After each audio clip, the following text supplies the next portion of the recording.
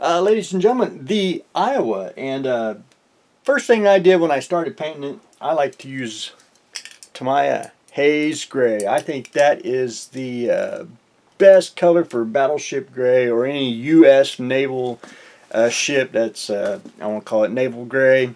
I just think it's top notch, and you can easily, once you get it on, you can manipulate it as in post shade and pre shade, make it darker, lighter, however you want. I just think this is my go-to color, and got that on. Once that dried, I went in and masked off the lower hull and did hull red from Vallejo.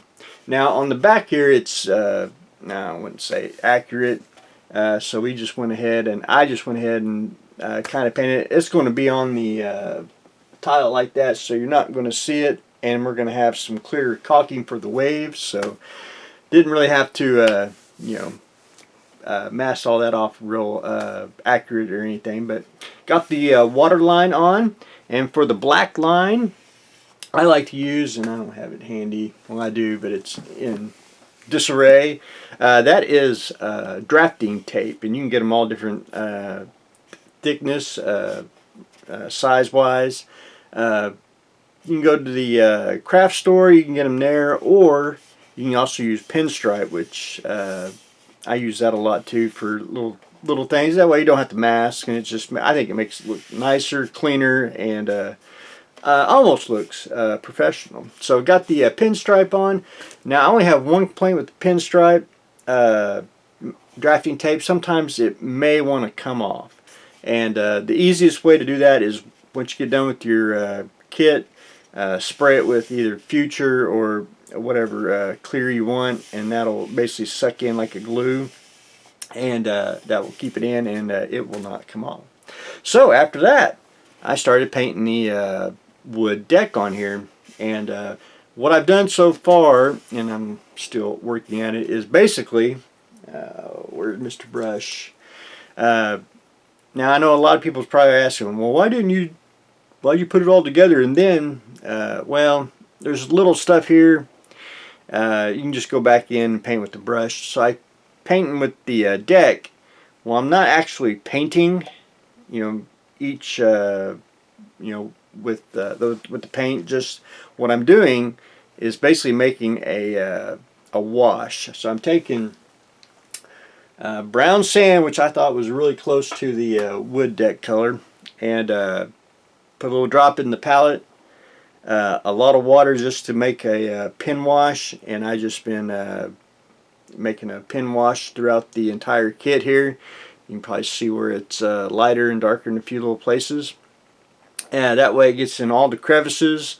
I'll go in there a couple more times once I get all the way down, and then I'll go back in basically with a light gray, and for like the turrets here and everything, I'll dry brush just a little bit on there. Of course, dry brush the chains and just feel the things. But I like to paint. I like to put together first and then paint. And I know some things it's a little more difficult, but it gets all of the gets everything painted, and then you can go back in and do some shading or detail painting, and it'll blend in and hide everything. Plus, with this, it's going to be upside down.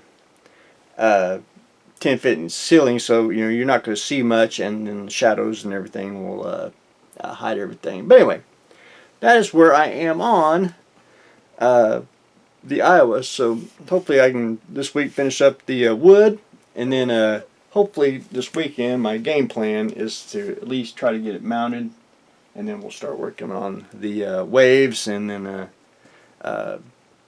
the rigging and decals and all that good stuff. But anyway, there is that on the Iowa. EVA foam. Again, ladies and gentlemen, you ought to be gentle on me. This is my first one.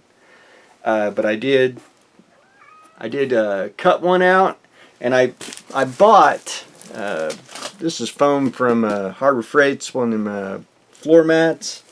I understand now foam making. If you looked on the cheap floor mat foam, you can probably see some air bubbles on here. I understand, and they did mention that when I was watching videos on it. It's lower quality. I understand when they get the bigger ones. This is basically half-inch thick foam, and really to make the helmet, it really needs to be about 3/8. So I'm gonna probably get some, and I want to try to do the 3/8 one. But I understand how everything works. I do know on thicker foam you got to cut out an angle to get it to bevel down. You can see where it's wants to a little high on a few little places. But anyway, I did watch a lot of them take Mr. Dremel here, and I'm going to experiment too, where they drill down the seams or grind down the seams and you know, fill it with plastic dip or whatever. I'm going to try to do that. But I think it turned out pretty darn slick for my first one. I mean, you got to learn sometime, somewhere. But anyway, not too bad. I'll probably want to try to get me I'm going to get the 3/8, which I think is like 5 or 6 millimeter thick. I'm going to try to get that. And it is wearable. I mean, I think you could put this on. You might have to make the pattern a little bit bigger for, you know, some people with big heads. But anyway, I may I don't know. We may do a little trend on this. See what happens. Do a couple helmets just to see. Anyway, not too bad. So we'll continue on with that this week and experiment and see what happens. But anyway, that's what I got going on today. I learning foam making and the Iowa getting paint. Anyway, that's what I got going on today. So stay tuned for the next exciting episode.